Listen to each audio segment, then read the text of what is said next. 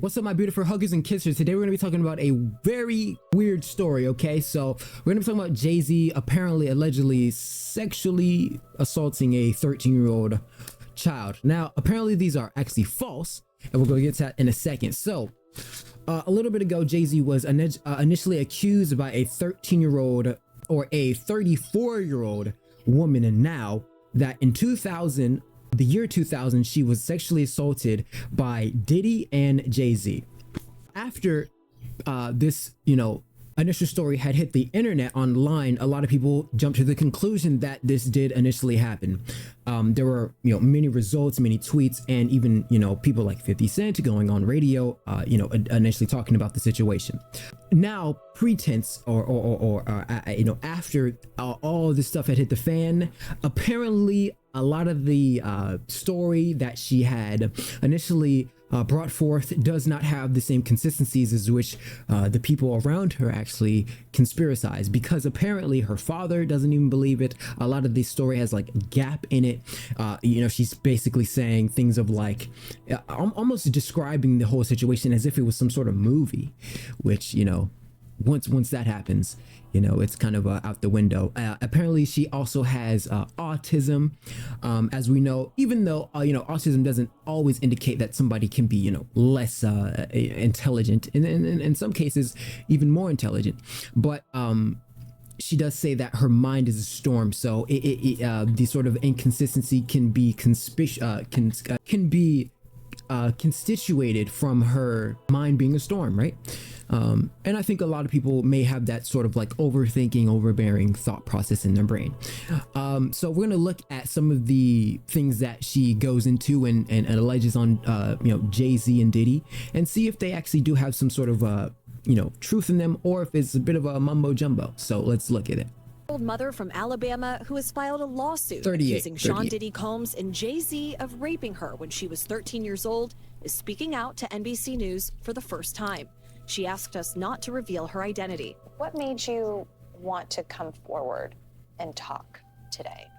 Because I think that I've been quiet long enough about what I've been through. So off the bat, something that is a bit concerning is that somebody who is coming out with accusations so heinous can hide their identity and still bring out these false, if we want to say hypothetically defamatory claims, and still hide their identity. Nobody knows who they are. It's just kind of a weird thing that is possible in the judicial system. Just a pointer.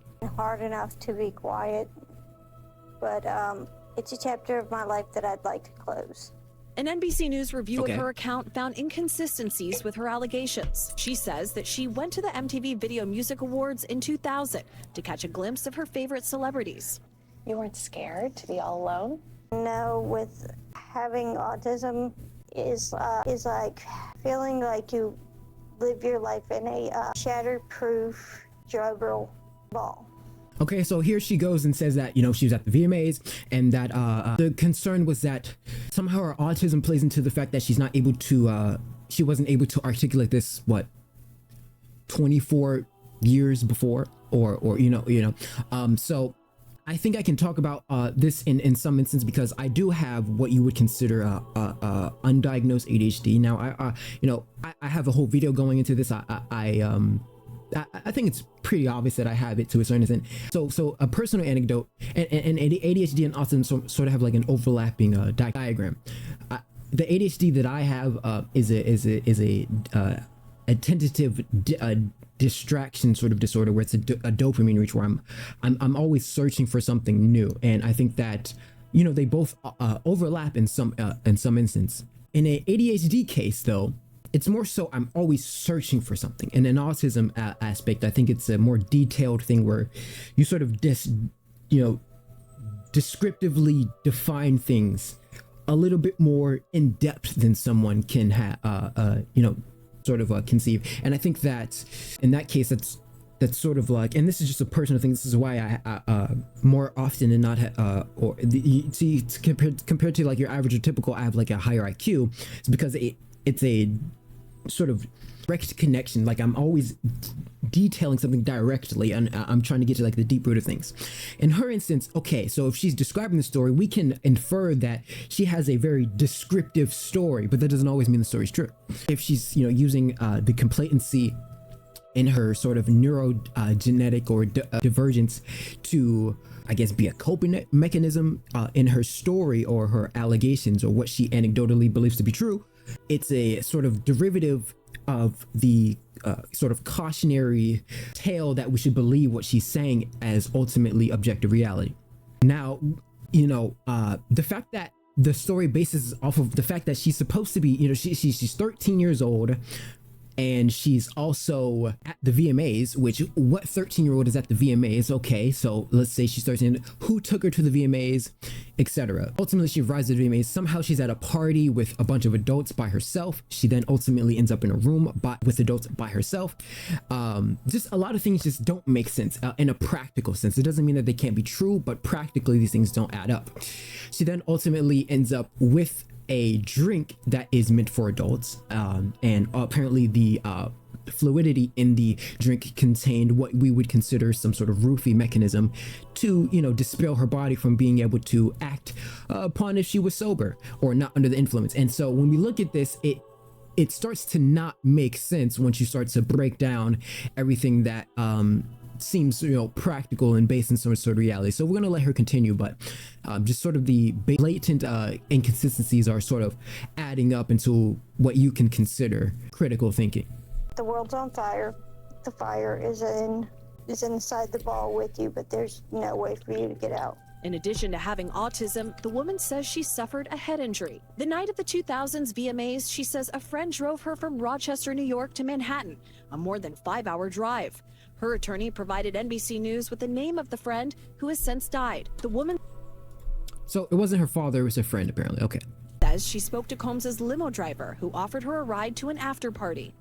She went to a White House, she says, where she spoke to musicians Benji Madden and his brother. I'm talking to Benji Madden about his tattoo because, I have about his tattoo that's the Last Supper, because I have a religious background. So it was just... So now she accuses, or she talks about an anecdote of her talking to a band called Good Charlotte, which is the two individuals that you saw. They're a rock band, basically. But when we look at the tour dates at the time at which she claimed that this happened, we can look here and it says September 7th, 2000, Good Charlotte was actually performing in Illinois, Chicago, meaning that they would be, states away from the area that she, so proclaimed that was actually true, or in which she interacted with these individuals. So let's just let her look in to what she wants to say. But ultimately, I think we can start to, try to put the pieces together. And some of this just seems a little bit off-putting. Now, we can't ultimately say this, but definitively, we can't definitively say this is true. But when we ultimately look at like the case and what even the lawyers are saying, some of this stuff just doesn't seem to be consistent in a basis of reality. That's something to talk about. In a statement to NBC News, a representative of the Maddens confirmed that they did not attend the 2000 VMAs and that they were on tour in the Midwest at the time. At the after party, she says she had a drink that made her feel woozy. Then she says Combs and Carter took turns raping her while a female celebrity watched. JC comes in and rapes me. He at that point I was fighting, trying to get away from him. And he put his hand over my mouth and told me to stop it, cut the Obviously, ultimately, that story sounds crazy. Nobody wants to go through something like that, right? But when we look at the inconsistencies of the story, and ultimately, once we look at the displacement of, okay, she said that she was at this after party, her friend who drove her there, which we later find out her father had no recollection of her friend driving her 5 hours to a place that a 13-year-old shouldn't probably be at. She then ends up in a room with somebody who she probably doesn't know. And ultimately, my guess is if she's at the VMA's after party, who is she? I feel like if you're at the VMA parties as a 13-year-old, you have to be somewhat important. You have to be, in some way important, right? Now, that doesn't mean you can't be, kidnapped or what and whatnot, but then there would be the obvious, if you want to say, she would be grabbed or something like that, or coerced or being manipulated into this said area. So, to not fully discredit her, I think to her argument she has is that if she did end up at the VMAs, did she have a phone? Did people take pictures? Did she have any sort of recollection of like actual evidence, just not, a base fairy tale, if we want to call it that we're looking at or seeing displayed right now. So, yeah. She says she ran to a gas station where she called her father, who picked her up and drove her home. Okay, so that also doesn't make sense because this seems very action movie-ish. Like, how is she able to be coerced into a room and then ultimately taken advantage of? And then after that, she's able to like get out of this situation, go past security, go past the door, get out of here, go all the way to a gas station in an area she probably doesn't know because she's 5 away from her original destination. She ends up to the gas station, so she probably maybe went somewhere, right? And have we found the location of the gas station? What gas station was it? Does she even know what the name of the gas station was? Goes to a gas station, calls up her father, has this sort of like Taken-esque situation that goes on where she's like held for ransom almost. It just seems very like a fairy tale, imaginary. So yeah. He rode home in silence. He didn't ask me what happened. He didn't ask me what I did or where I was. In an interview with NBC News, her father said he could not verify the claims. Quote, "I felt like I would remember that, and I don't. I have a lot going on, but I mean, that's something that would definitely stick in my mind," he said. So even the father is saying that he doesn't even have the recollection of the story that actually occurred. Now, the only argument she has is that Jay-Z has somehow reached out to her father before this even happened, suppressed him, but let's be honest, that probably didn't happen. It's just a thought. Probably not the case. So the silencing of this, and I think that the problem that I'm having or that's happening is that this hasn't, like, I haven't seen a lot of coverage about this. Nobody has talked about this besides a few people that I've seen. And I think this is a problem because a lot of the bad defamatory news gets out there and people are pushing this out, but not a lot of the, dispelling of this sort of rhetoric. And I think that, the best way I can describe it is obviously people like to see the downfall of people.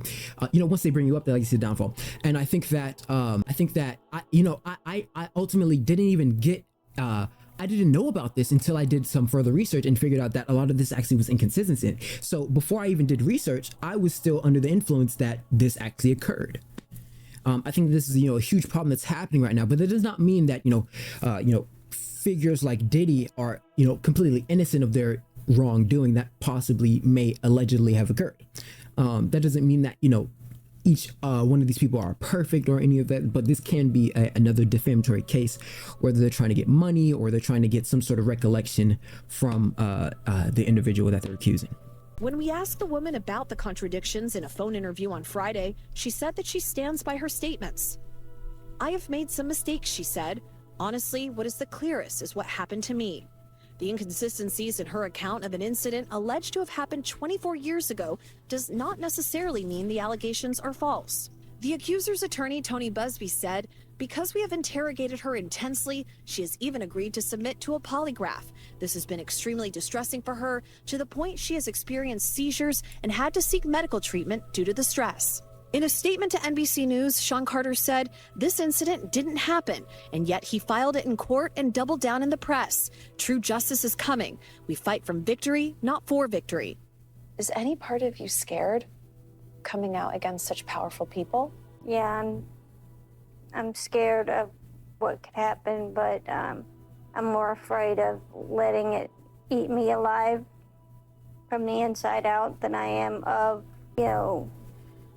being chastised by their fans.